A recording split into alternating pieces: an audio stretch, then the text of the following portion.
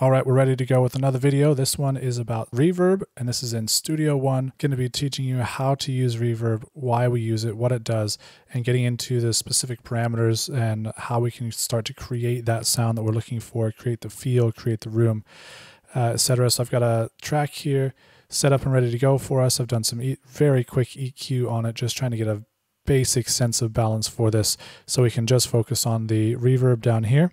And as we're doing this video, guys, I really want to encourage you, please put some questions in the comments below. Help me to know what I'm not covering well. Help me to know what you want to know so that I can do a video for you guys so you can learn that. I really want this channel to be about people learning how to do this better in every way possible. So that will help me to help you the best. If you can throw some comments down there and say, hey, I didn't see you cover this, or what about this situation? What would I do here? I would love to make some more videos for you guys. The song we're working on today is Scarred by The Lonely Wild. You can actually download all these stems for free to work on yourself. You'll find the link in the description below. You know, our ears are used to hearing the environment around us. It gives us a lot of sonic detail on the world. This detail is reverb, sound reflecting off hard surfaces at 343 meters per second and hitting our eardrums so fast that we cannot distinguish each individual reflection, but we hear them as a sonic tail to the sound. Our choices with reverb is essential in our mixing, giving it the right color, the right texture, space, and sonic detail. And we can create this through a combination of our reverb and EQ plugins. And if this idea, what I'm saying now, is what you really want to get into with this song, then click the shortcut in the description to jump to that section of this video. So let's have a quick listen to what it actually sounds like and what we're going to be needing to do. Where was it you had to go? Pulling that heavy stone. So as we're listening to this, we're really wanting to get a grasp of what is the song about? What kind of feel does the song have? What kind of space do I want to put them in? Is it an intimate song? Is it a rock-heavy song? Is it an aggressive song? What type of song is it, and what feel is that going to need? And how do I create that feel that's going to be just right for this song?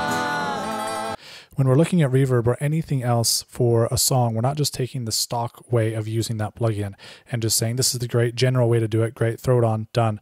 We're actually going to look at this song individually. What does it need as an individual song?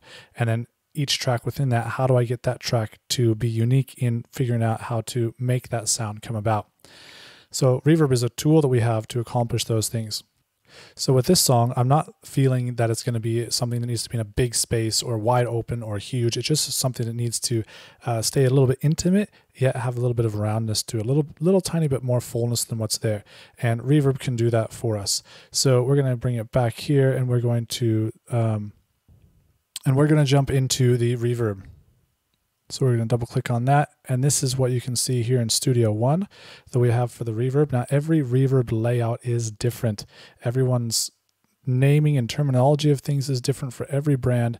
You kind of have to get used to what does this one mean with dampness or population or reflexivity or the geometry. What is it actually talking about? You got to get in and play with it, get your hands on it, and start seeing what those knobs actually sound like when you adjust them. But there are some universal things that are in here. Reverb mix. This is talking about how much of the original sound represented by these lines here is going to be heard as opposed to just the actual reverb, which is represented by this. I'm going to solo it and see how it sounds. Where was it you had to go? Pulling that heavy stone. So you can see it does a whole lot to it, giving that reverb, giving a sense of a feel. This setting actually seems to push them backwards and make them seem a bit further away. But we can get a sense of what the reverb does by playing around with the presets that they have in it and see how it can create different sounds.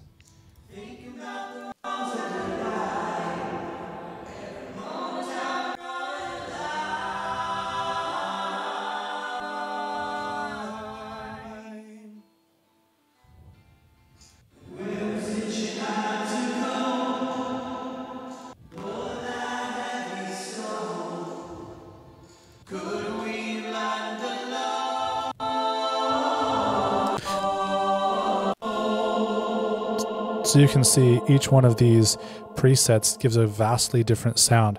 And sometimes you can actually start to get a sense of this song. I don't know exactly what it needs for reverb, but you start playing through those presets and you can start to feel, that's actually more of what I'm thinking. I don't know how to say it, but that's the one that I'm looking at. Not quite like that. I want it a little bit more like this. So then you get in here and you start playing around with these different things that the preset has already given you. But there was one that was in here that I liked, and so we're going to give it a shot and see how we can adjust it to make it sound good.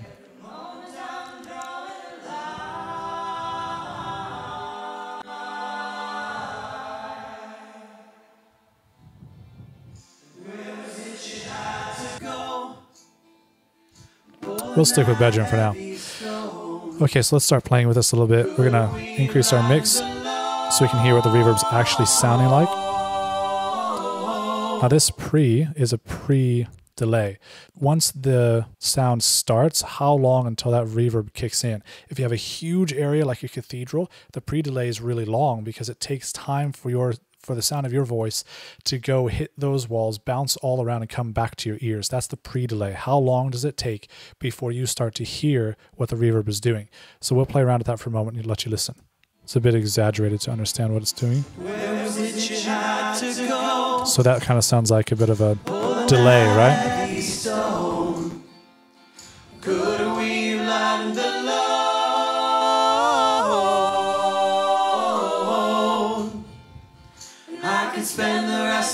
So that kind of helps it make it seem like they're in a closer, tighter space. The little bit longer pre-delay helps it make it feel a tiny bit bigger. Maybe not quite such detail in what the room itself sounds like with the pre-delay a little bit further, but with it at 0 like this, you can kind of hear everything that that room sounds like. It's a lot closer, a lot more intimate. So we'll play around dampness. Let's hear what that does.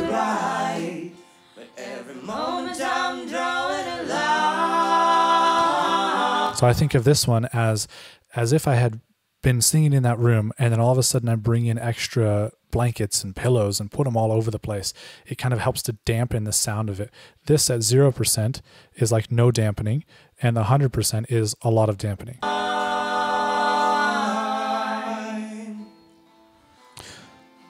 Where was it you had to go? So the more damp, the more kind of close and intimate we feel. But I don't want it too close and too dry, so we're going to bring it back a little bit. Great. And so then a similar idea with population reflexivity. Just give it a go. Have a try at it. See what it sounds like. See what it does. The geometry over here for this specific plugin has to do with the size of everything and where you're standing, how far apart you are from everything. And you can see up here, as I'm changing this, those are changing as well. That's the reflections in this room. So they're getting closer together. They're interacting in different ways as you change the position in that. Asymmetry is just how you're going between right and left. The plane is whether it's up high, down low. It's some individual things to this one specific reverb that you have to get used to. The room size, width, height, that's pretty self-explanatory. Size is bigger, smaller. I think it was 275. Width, bigger, smaller, height, taller, shorter, those type of things. So I can spend the rest of my life. This is helping to get us a little bit more, and not so dry and like this. Right? It's not so dry anymore. We have a little bit of sense of space. Our brains are used to being in a specific space. Everywhere we go, everywhere we hear things, we always hear the space that we're in. So if we're inside of a building, in a room, our brains hear that and we know where we're at, what the size of the room is roughly because of our experience in life, having seen those rooms before and heard of roughly what the sound is in those rooms. Your brain knows it even though you don't know it. You can listen with your eyes closed and you can hear the size of the room and your brain can kind of visualize it without even seeing it because you're so used to it. So you're basically going to use reverb on vocals in almost every single song you're ever going to do. And so it's really handy to get into it and learn it and know how to use it well. And so the reverb it brings us a sense of space, giving us a context for where we're at, but it also brings a sense of smoothing to us that when we don't have any reverb on, we can hear every little detail of their voice. We hear everything that's going on, but with reverb in, it just kind of smooths that out a little bit.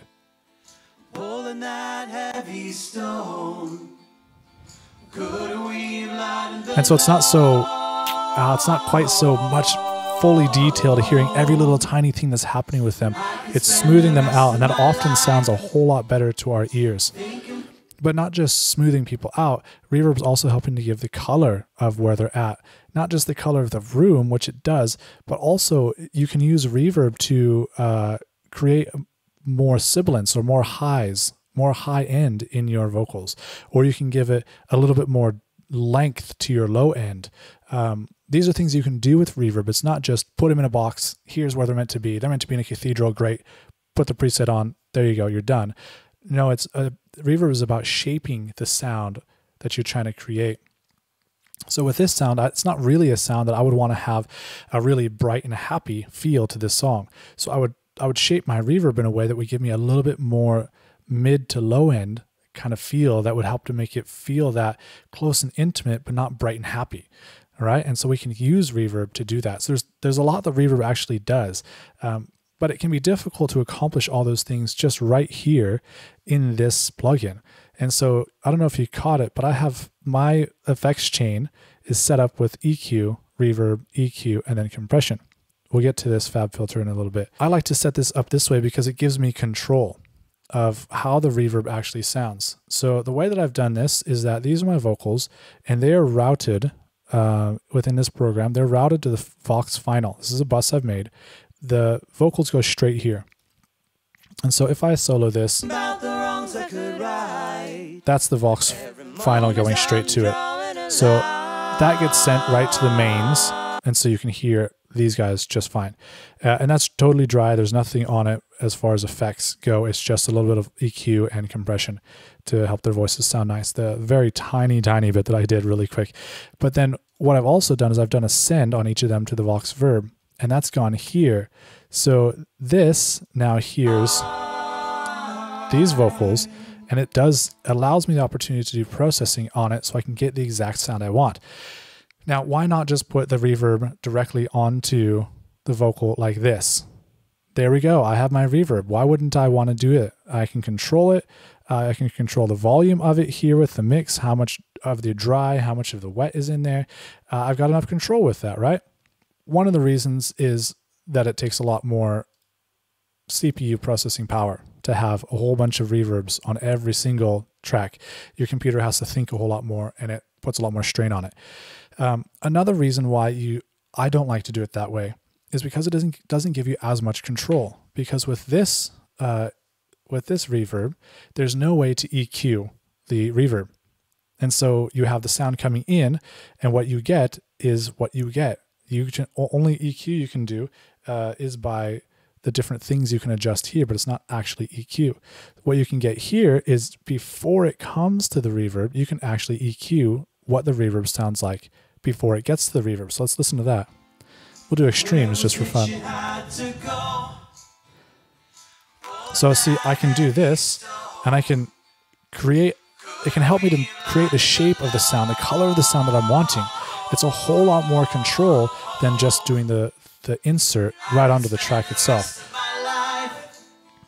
And so often with reverb, you need to clean up that bottom end. The bottom end will more than likely start to run away from you and get too thick, too big, and muddy your whole mix. That's one of the killers of every track, every song that you do is the low end getting too muddy. And so this gives us a great ability to control that. But then depending on the singers as well and the type of song they're singing, they might have certain places where they just give you too much of a certain frequency in this reverb in that setting. So you can come in and you can change it, you can find it, you can take it out, you can boost it if you want, you can do whatever you'd like. So if I want to have a more, add more sibilance to my mix with my vocals, I could go to each channel and I could do it on their channel with the EQ here, but I could also do it in my reverb. See? So now all of a sudden, the reverb has changed. So I'm not saying this is exactly the sound that I want with this song, but that's why I tend to do my reverb on a separate bus instead of just on the channels themselves. I find it gives me a whole lot more control. So I've got a reverb EQ before the reverb and an EQ after, so you can do the same thing after. That the reverb going in sounds good, or the signal going in sounds good now that I've done my EQ. I like the reverb, but now there's just a little bit of problem frequencies coming out. So then here I have another opportunity to EQ. And then I always put a compressor on at the end of it. The reason for this is that there's just different volumes of dynamics throughout the song that they're going to do. And there's times where it's going to sound fantastic and the reverb is set just right and you're loving your mix. You're thinking, wow, this is amazing. And then another part of the song, oh, things just sound crazy. Why does it sound so different? I was sounding so nice before. Well, often your reverb can be the culprit. And so you set a compressor here with a soft knee. If you don't know anything about compressors, check out my other videos. You can find a whole bunch of stuff on how to use all of these different things that are there. You'll be getting it in no time. You can do a soft knee and barely let that thing get touched at all so that you're only taking out a little tiny bit, just a kiss of compression. And that will help to just keep those frequencies from getting too big, going too far when you don't want it to go too far. That's a really nice handy trick. So we can play this. We can try to set that.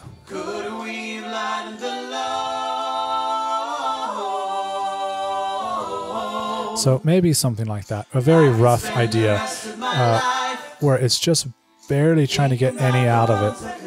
And you can see when they get louder, it's taking more out. So that way it doesn't get too crazy on me. Another reason I like to do it on the bus is because it makes it really quick and easy to change. I really don't like having to come into the plugin and changing the mix of the plugin to wet and dry. I don't like having to do that. I would rather be able to do all my mixing here for all those things. So for me, when I'm mixing my reverb and trying to figure out how much, I like it on this bus so I can quickly and easily change it, affect it, mute it, and see exactly what's happening. Solo it. It's hard to solo just the reverb itself when the reverb is thrown onto the channel. You're going to get everything else on the channel. So I like to be able to solo that and hear exactly what the reverb is giving me sound-wise. So let's hear this. So there you go. It's off. We can hear exactly what's going on. Where was it you had to go? So that sounds a bit too much reverb to me, so I can just pull it down. And put it up and get in. So we hear just enough.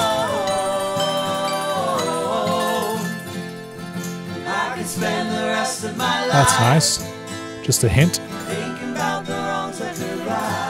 And see, with reverb, it's really, really deceptive because when it's in just enough, you don't really hear it. And you think, oh, I need more. I can't hear it. I can't hear it. And then all of a sudden it's like, well, there's just too much of it. Oh, I can hear it too much. Is that too much? Is that too little? And there's a lot of second guessing with reverb.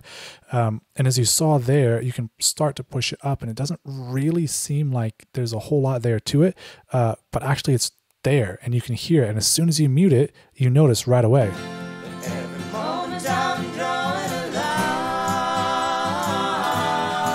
Right, so I could do with a little bit less, maybe something like that, just a touch less. And then also I felt like this girl's reverb was a bit too much, so I can come here and take that down a little bit and adjust those things individually.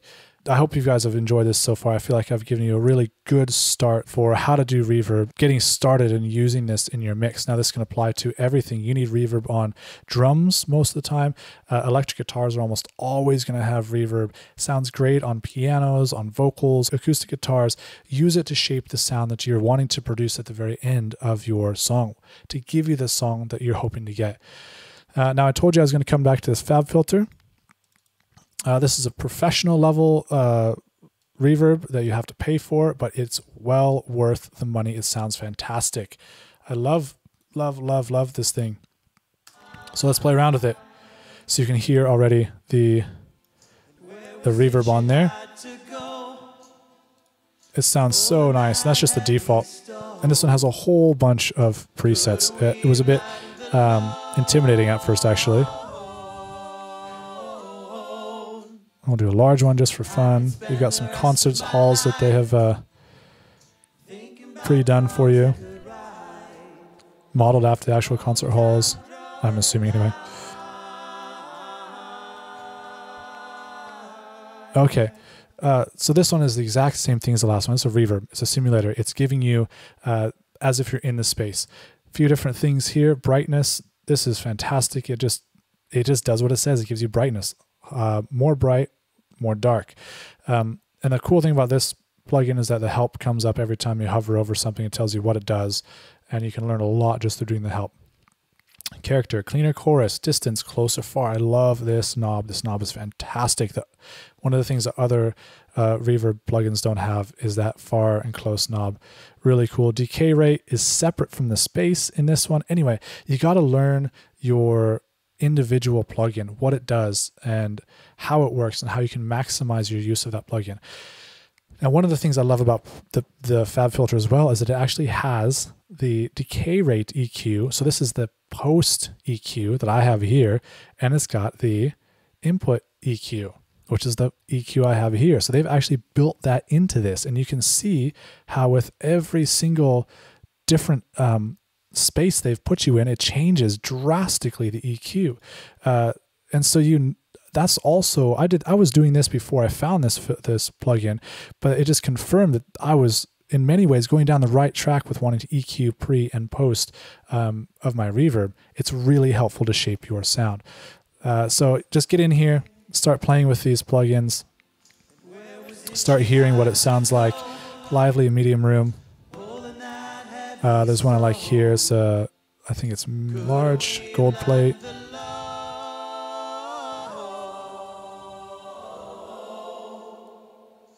Anyway, that's reverb for you guys. Get in there, play with it, throw it on instruments, do some drastic changes so you can hear what the effect you're actually doing, and just play with it and get better. Every time you're doing it, you're getting more used to it, more used to what it sounds like and how to slot it in just the right ways.